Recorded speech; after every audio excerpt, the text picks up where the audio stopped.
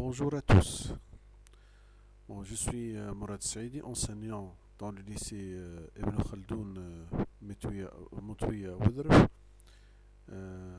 J'ai vu qu'il est de mon devoir pendant ce confinement de faire une révision du programme d'informatique pour les élèves de quatrième année. Je vais commencer par la quatrième année économie et gestion et je ferai la même chose pour les élèves de quatrième année pour les autres sections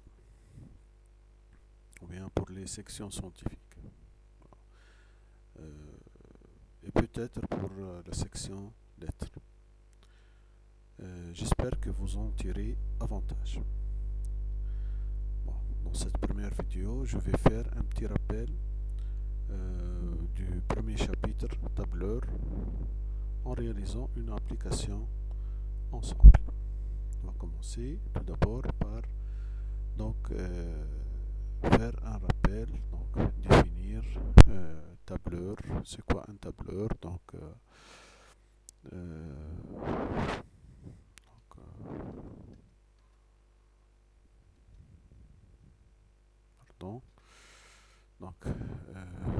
continuer. Donc définition, donc un tableur est un logiciel de traitement de tableau, bien sûr. Traitement de tableau, ça veut dire tout ce qui est création, modification, enregistrement du tableau, etc. L'avantage principal du tableur, c'est l'automatisation des calculs. C'est ça l'avantage et la force, si vous voulez, du tableur. Donc bien sûr, on peut aussi réaliser des représentations graphiques à partir des tableaux. Exemple de tableur, Microsoft Excel, 1, 2, 3 Lotus, etc.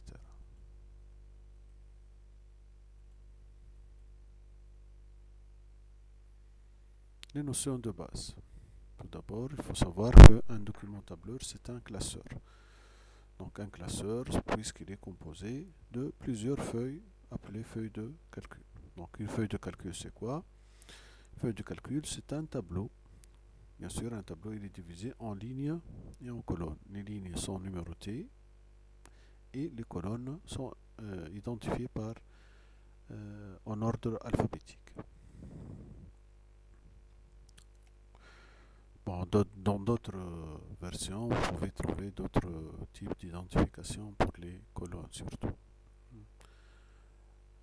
Je parle ici du tableur Excel. Hein. Bon, une feuille de calcul, elle est composée par des cellules. C'est-à-dire, si on a des lignes et des colonnes, l'intersection entre une ligne et une colonne est appelée cellule, qui est l'unité de base de la feuille de calcul. Donc c'est l'intersection entre la colonne et la ligne.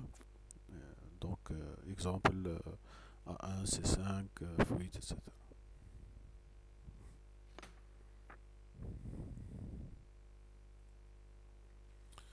Je vais commencer par une application.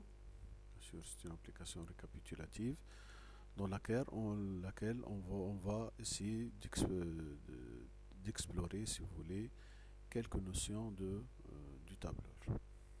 Donc, on a ici l'application, je vais lire l'énoncé. Un cabinet de kinésithérapie spécialiste dans les soins physiques représente ces données comme suit. Donc on a les soins, la cause du soin, les différents soins réalisés par ce cabinet. Pardon. Donc la cause de soin, chaque cause elle a un code et le prix par séance. Donc cause de soin, on a entorse, amaigrissement, relaxation. Donc, l'entorse c'est le code de l'entorse E. Le prix par séance c'est 15, bien sûr, 15 dinars. Cause amaigrissement, code A, prix par séance 25. La relaxation, code R, le prix par séance c'est 20 dinars.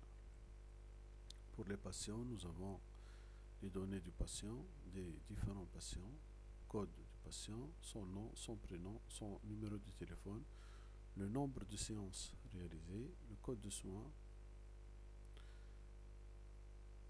et le montant à payer. En bas, on a le nombre de patients cause entorse et le total montant encaissé cause amaigrissement. Donc, première question, on vous dit saisir le tableau ci-dessus et l'enregistrer sous le nom des patients. Hein? Donc, maintenant, je vais charger le logiciel Microsoft Excel. On a ici la version 2007. Faire un double clic. Et voilà, donc ça c'est un document tableur. Donc le document tableur c'est un classeur. Regardez ici, nom classeur, classeur 1, classeur 2, par défaut. C'est un nom par défaut. Pour dire que c'est un document est un classeur. On peut changer bien sûr par la suite le nom du classeur lorsqu'on enregistre. Donc ici on demande ici premièrement de l'enregistrer sous le nom des patients. Je vais cliquer ici sur le bouton Office ici. Enregistrer pour la première fois, enregistrer ou enregistrer sous, c'est la même chose. Donc il va me demander l'emplacement où on va l'enregistrer. Pour moi, je vais l'enregistrer dans document et je vais l'appeler des patients. Donc je vais mettre des -bas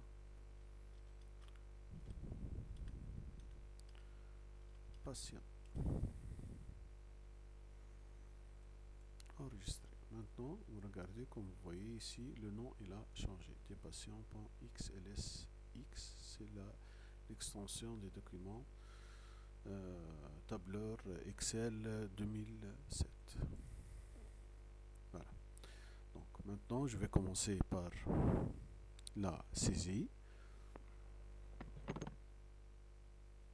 Donc on a ici code soin pris par séance.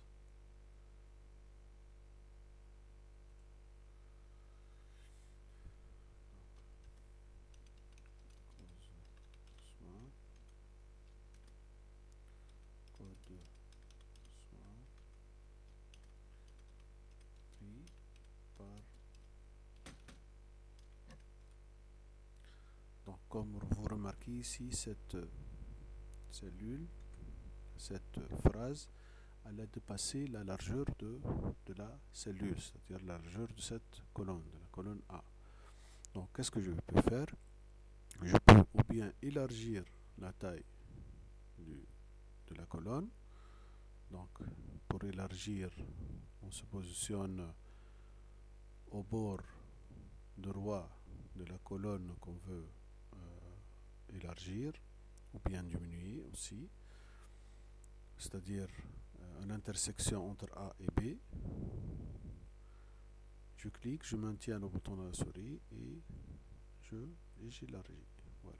Ou bien, si je ne veux pas élargir la colonne, qu'est-ce que je peux faire? Je peux mettre la cellule sur plusieurs lignes. Qu'est-ce qu'on fait?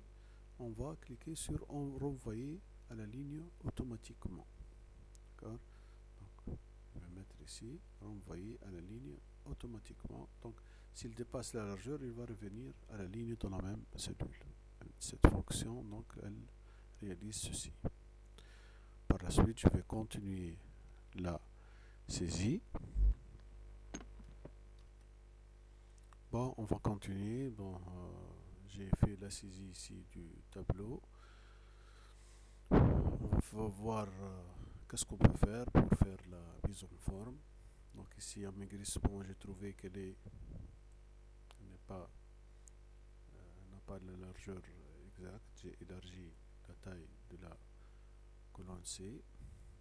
Bon, qu'est-ce qu'on peut faire aussi? Ici, donc, ces trois cellules, on peut les fusionner et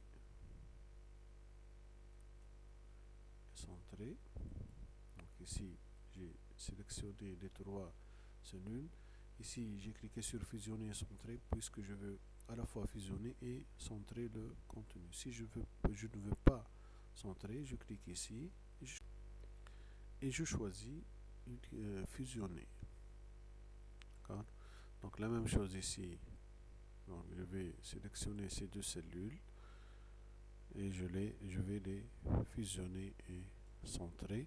Donc où est allé le reste du texte, je vais mettre renvoyer à la ligne automatiquement et par la suite je vais élargir la taille de la ligne 13. De la même façon, je vais mettre ici, je vais le mettre centré horizontalement et verticalement ici. D'accord. Par la suite, qu'est-ce que je vais faire? Je vais me faire les bordures. D'accord. Donc, pour faire les bordures, je vais choisir la première partie. Donc je peux faire partie par partie. Donc ici j'ai cette icône dans le groupe police. Je vais cliquer ici. S'il s'agit de toute la bordure avec le même style de trait, je clique ici. Mais moi, je remarque qu'il y a la bordure qui est avec un style et l'intérieur qui est avec un autre style. Donc je choisis autre bordure. Donc ici vous avez les styles, contour et intérieur. Donc je choisis le style, par exemple du contour qui est la ligne double. Je clique sur contour. Voilà, donc ça donne l'aperçu ici. Je choisis le deuxième style qui est la ligne simple. Je clique sur intérieur. Ok, voilà. Donc la même chose ici. Je vais choisir ici. Je clique directement puisque ici il met la dernière option utilisée. Donc directement autre bordure. Voilà. Je choisis celui-ci comme contour et celui-ci comme intérieur et ok, voilà le travail. Maintenant on va voir les différents styles, les polices, etc. Tout d'abord je vais changer les polices. Ici je remarque que la police contient des pattes ici, c'est-à-dire qu'il est Times New Roman. Donc je vais sélectionner tout le tableau. Je vais changer ici. Je ne trouve pas, pour ne pas chercher, je peux taper T et voilà, donc ça apparaît Times New Roman. D'accord. Puis je vais sélectionner ces cellules, je vais les mettre en gras. Je peux élargir un peu ici. Ici, diminuer la taille de la ligne.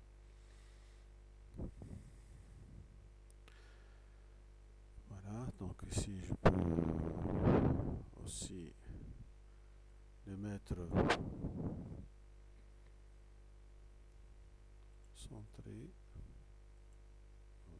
vertical et horizontal. Puis je vais prendre je vais mettre en gras, centré, horizontal et vertical. Je peux changer ici, faire un double clic, voilà, nombre de séances. Ici, je clique plus loin, code soin, montant à payer, etc. Ici, je vais les mettre en gras et en plus, comme vous remarquez ici, il y a une couleur de remplissage, couleur de fond ou bien couleur de remplissage. Donc je vais les sélectionner. La couleur de remplissage, la voilà. Je clique, je choisis celle-là. Donc on a plusieurs couleurs, regardez comment ça change. Pour nous, on va choisir la couleur gris.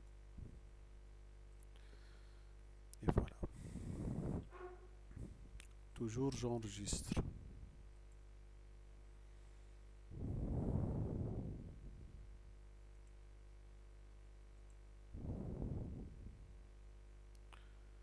Voilà. Deuxième question, vous dit appliquer les mêmes mises en forme. Voilà, on a appliqué.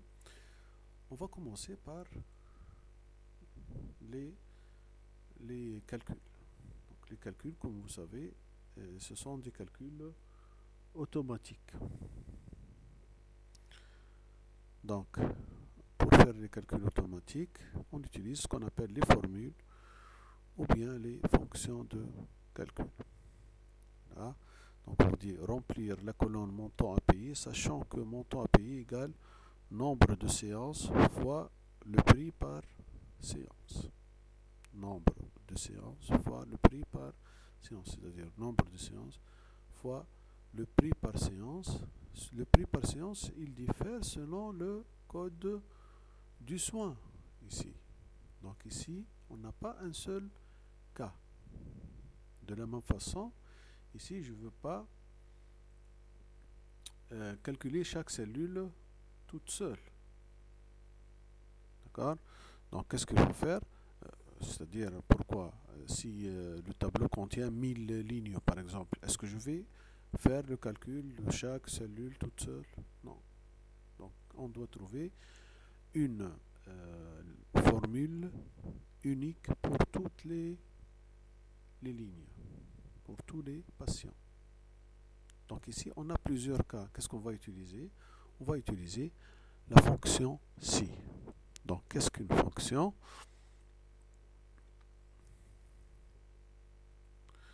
Donc, une fonction, elle est prédéfinie bien sûr, ou bien standard. Elle se présente comme suit. Le nom de la fonction, entre parenthèses, les arguments qu'on va utiliser pour trouver le résultat de cette fonction. On va voir quelques exemples de fonctions. Voilà. Donc, exemple, donc la fonction max, min, somme, moyenne, mb, mbc, somme, si, aujourd'hui. Donc, max, plage, entre parenthèses, je mets plage de cellules. Plage de cellules, maintenant, on va mettre les adresses des cellules concernées par cette fonction. Donc, par exemple, plage, lorsque je mets deux points, c'est-à-dire de A, de la cellule A1 ici à la cellule A6, c'est-à-dire A1, A2, A3, A4 et A5 et A6. D'accord? On va trouver le maximum entre ces cellules. Donc ici, on ne va pas utiliser les valeurs qui sont dans la cellule, on va utiliser les adresses des cellules dans les formules et dans les fonctions aussi. Min pour trouver le minimum, plage de cellules. Somme, la somme d'une plage de cellules. Si la somme de A1 à A6, c'est-à-dire des valeurs contenues dans A1 jusqu'à A6. La moyenne, c'est la moyenne arithmétique, c'est-à-dire somme sur le nombre de cellules. NB, donc de la même façon, on va compter le nombre de cellules qui sont sélectionnées, qui sont mis ici entre la plage mise entre parenthèses. NBC, donc ici, elle calcule le nombre de cellules, mais avec un critère. Par exemple, MBC de A1 à A6, point virgule supérieur à 10. Elle va compter les cellules de A1 à A6 dont la valeur est supérieure à 10. Donc, ici, le critère, on le met entre guillemets. Donc, somme si, somme point si, c'est comme la somme ici, mais si on a 6, ça veut dire avec un critère. Plage de critère, le critère, plage de la somme. Donc, pardon, ici, somme si, hein, ce n'est pas un B, si. Pardon, c'est somme.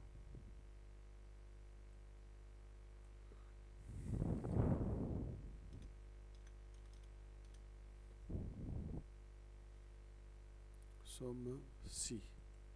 Donc, somme point si. Pardon.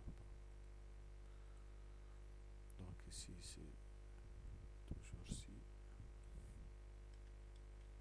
Ici c'est somme si.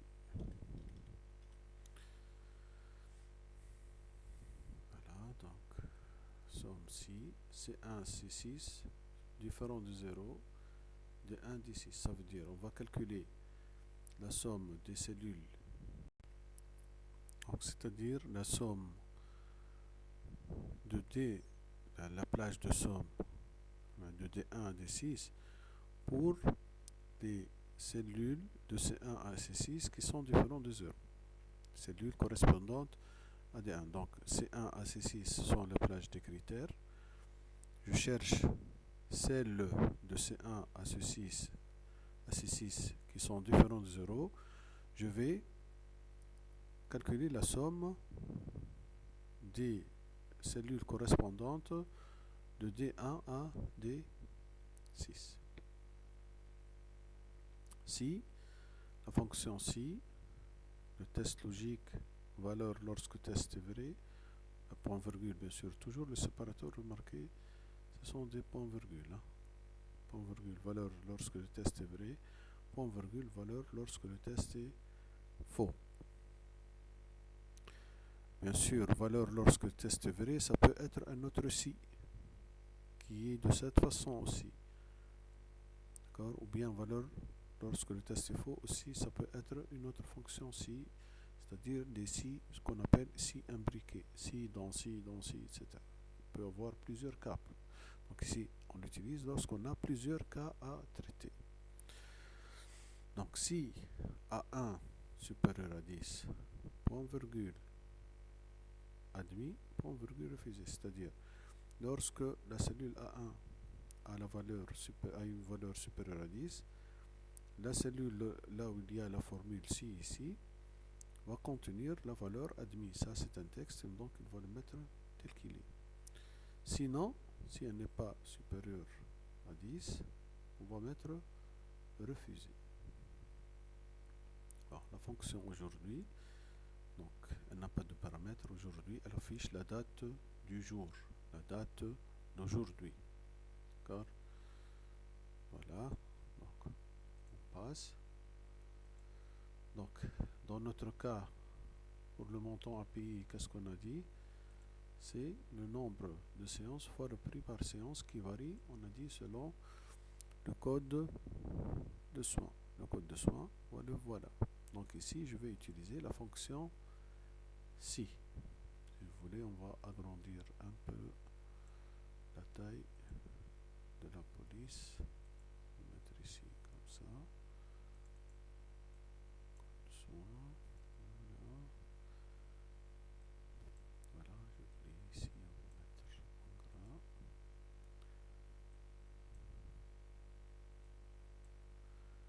Voilà. Si vous voulez, centrer ici.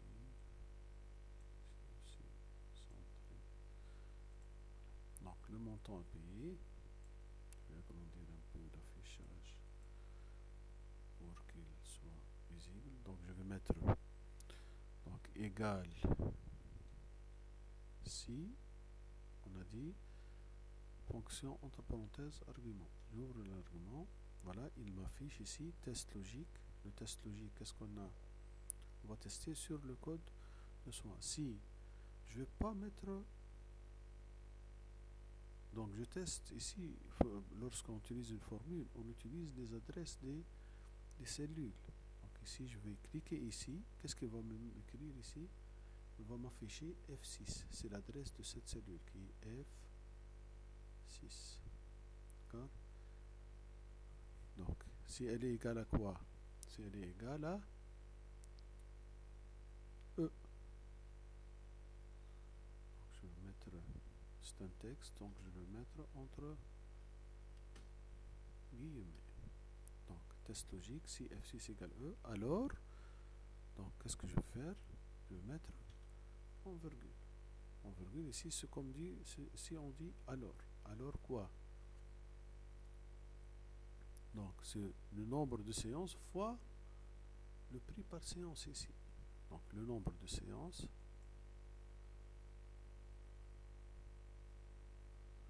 E6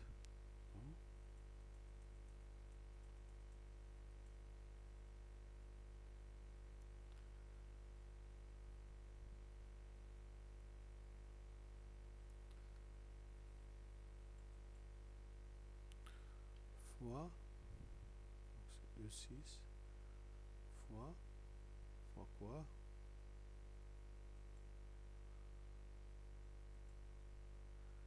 Donc je m'adresse ici à l'adresse B3. D'accord? Sinon, point virgule. Donc ici, dans le cas contraire, il nous reste deux cas. Donc je vais utiliser une autre si. Si on a ce qu'on appelle une si imbriquée. Donc je vais mettre une autre fois. Si le code soin toujours est égal à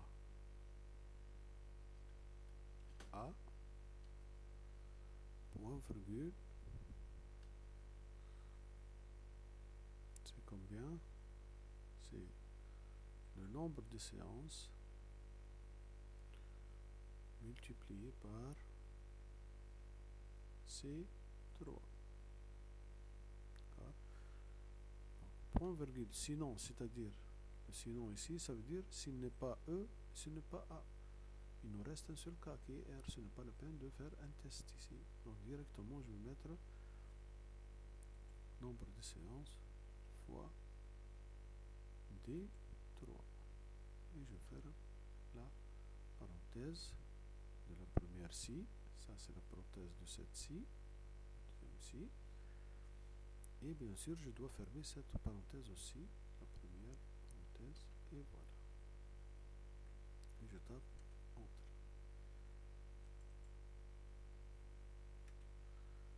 Voilà, lorsque je clique ici, comme vous remarquez, on voit la formule. D'accord?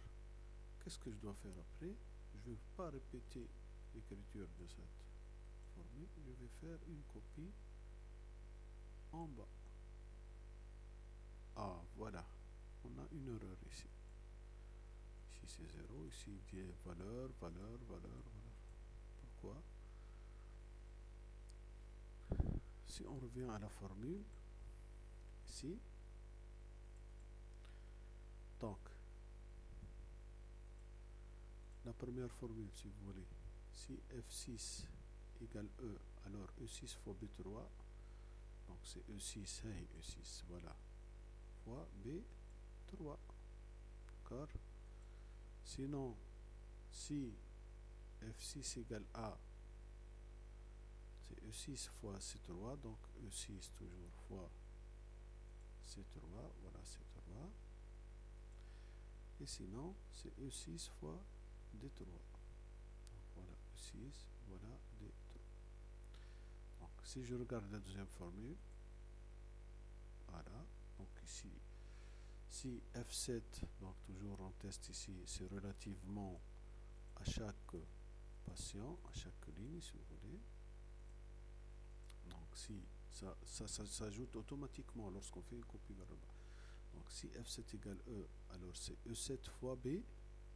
Ah, B4 ici. Voilà B4.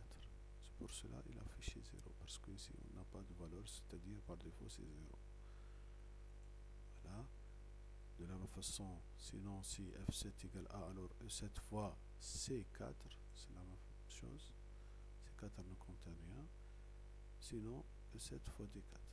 Donc ici le problème c'est quoi? Le problème c'est que ces cellules-là, B3, par défaut, lorsqu'on fait une copie vers le bas, chaque cellule dans la formule, à chaque ligne, le numéro de ligne s'ajoute de 1. Ici, par exemple, F6, ici ça devient F7, ici ça devient F8, etc. Donc pour nous, les cellules B3, C3, D3 sont fixes. Ils ne doivent pas changer lorsque je fais une copie vers le bas. Donc ici, on évoque ce qu'on appelle le type d'adressage. L'adressage normal ici, ça s'appelle adressage relatif, c'est-à-dire relatif à la ligne ou bien à la colonne où on est. Lorsqu'on fait une copie dans un sens, elle va changer. Pour nous, B3, C3, D3 ne doivent pas changer. Donc, qu'est-ce qu'on fait? On fait ce qu'on appelle une adresse absolue. Donc, B3 ici, qu'est-ce que je fais? J'ajoute le $. Donc ici, j'appuie sur la touche.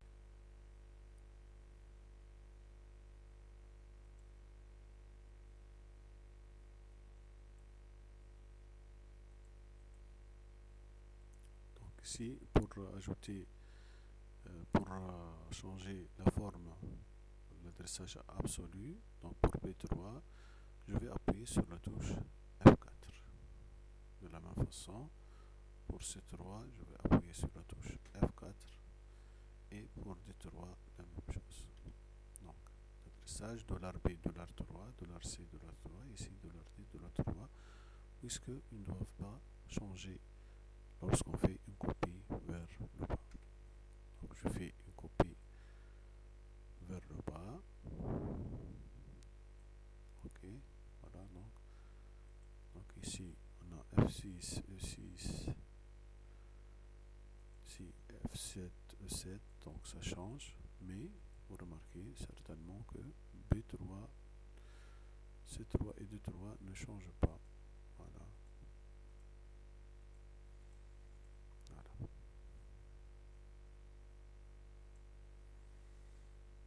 Ah, je vais continuer. Utiliser une fonction prédéfinie pour calculer le nombre de patients dont la cause de soins est l'entorse. Donc, ici, c'est-à-dire celle-là. Nombre de patients dont la cause d'entorse est dont la cause est entorse. Donc on va tester sur le code de soins. Ici on va calculer le nombre mais avec condition. Donc je vais utiliser la fonction NBC. Donc toujours la fonction ou bien la formule elle doit commencer par égal. Donc égal NB. Donc ça apparaît ici. Qu'est-ce que je fais? Je vais faire un double clic. Voilà. Donc ici plage, sur quoi je vais tester? Sur le code de soins. Je sélectionne cette plage, qu'est-ce qu'il met? F6 de point F12. Donc point virgule pour mettre le critère. Le critère c'est quoi? On a dit que c'est E, la cause entorse, c'est-à-dire le code E. Je ferme la parenthèse. Je tape entrée, voilà, donc il met 2. Donc si jamais par exemple changer ici, je vais mettre par exemple ici E, donc tout va changer. Donc on a le nombre il a changé, et ici le montant payé il a changé puisque le code a changé. Donc je reviens, je mets A, ça revient comme c'est ça le calcul automatique, l'automatisation de calcul. Lorsque je change les valeurs, je n'ai pas besoin de répéter les calculs. Ça change automatiquement. Donc le total montant encaissé cause amaigrissement. Total montant encaissé cause amaigrissement. Donc c'est une somme de quoi? De montant à payer selon la cause, c'est-à-dire le code de soin. On veut avoir le A. Ici je vais utiliser la somme si. Donc ici somme, ça apparaît, somme si je fais un double clic. Et voilà, plage, critère, somme plage. Donc la plage ici, c'est la plage là où il y a le critère, le test. C'est-à-dire ici je vais sélectionner les codes soins. Donc, point virgule, le critère on a dit c'est l'amaigrissement, donc c'est le code A. Point virgule, on va calculer le montant à payer. C'est la somme plage. Je sélectionne les montants à payer. Donc il m'écrit G6 jusqu'à G12. Je ferme la parenthèse et je tape Entrée. D'accord? Si je change, par exemple, ici A, je vais remarquer que le montant à payer ici va changer et le total, donc c'est l'encaissement va changer. Je tape Entrée et voilà. Vous remarquez que ça change.